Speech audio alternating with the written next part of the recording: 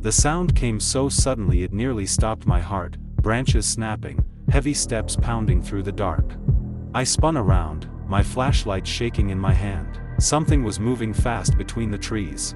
I couldn't see it yet, but I could feel it. The air felt heavier, like the whole forest was holding its breath. Then I heard it, a low, angry growl that rolled through the night like thunder. My stomach dropped. I knew that sound. It was a bear. Earlier that day had been calm. I'd set up camp beside a creek, cooked some noodles, and even took a nap under the sun. The cold air felt good after weeks of city noise. I've been planning to have this quiet time for a long time. I remember thinking how quiet the woods were, peaceful, even. I never thought that same quiet would turn into something terrifying just a few hours later. The first time I saw it, it was about 30 yards away, big, black, and massive. It was sniffing around my food bag. I froze. I knew you're not supposed to run, but my body didn't care. I took one small step back, and the branch under my boot cracked. Its head snapped up immediately. Our eyes met. That's when it let out a roar so loud I felt it in my chest. And then it charged. I ran. I didn't even think. I just grabbed my flashlight and bolted through the dark, branches whipping my face, roots catching my boots. The sound behind me was terrifying, heavy steps, crashing wood, puffing breaths. Every few seconds, I could hear it getting closer. I didn't know where I was going, I just knew I had to keep moving. I stumbled down a small slope and hit the ground hard. My flashlight flew out of my hand, and everything went dark. I could hear the bear's growl again, closer now, deep and wet,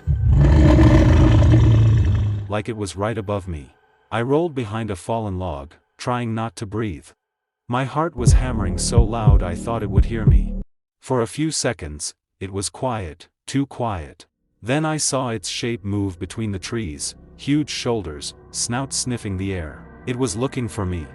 Every time it took a step, I felt the ground shake. I pressed my hand over my mouth, trying not to make a sound.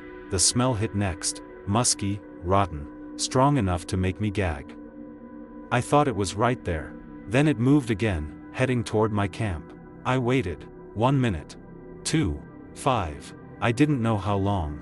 I slowly crawled back toward the creek, keeping low, hoping the water noise would cover me. When I reached the bank, I saw my camp, or what was left of it. My tent was torn apart, sleeping bag shredded, food scattered everywhere. The bear was still there, tossing things around like toys. I didn't know what to do. My legs were shaking so bad I could barely stand. Then, without thinking, I threw a rock into the bushes on the other side of the creek. The bear stopped. It turned toward the sound, sniffed, then walked that way. I didn't wait. I ran the opposite direction, following the creek upstream. I must have run for half an hour straight before my legs gave out. I climbed a small tree and stayed there, shaking, for what felt like forever. The night was long. I could still hear it sometimes, far away, maybe circling back. My hands were bleeding from the climb, and I was freezing, but I didn't move. I stayed there until the sky turned gray. In the morning, I started walking again, following the creek until I found a dirt road. I don't even remember how far I went before I saw a ranger truck coming. I must have looked crazy, covered in dirt, eyes wide. The ranger stopped and ran out, asking what happened. When I told him, he said there had been a bear sighting not too far from there. He gave me water, a blanket, and a ride back to the ranger station. As we drove off, I looked back toward the woods, quiet, still, like nothing ever happened. But I know what I heard, and I'm never camping alone again.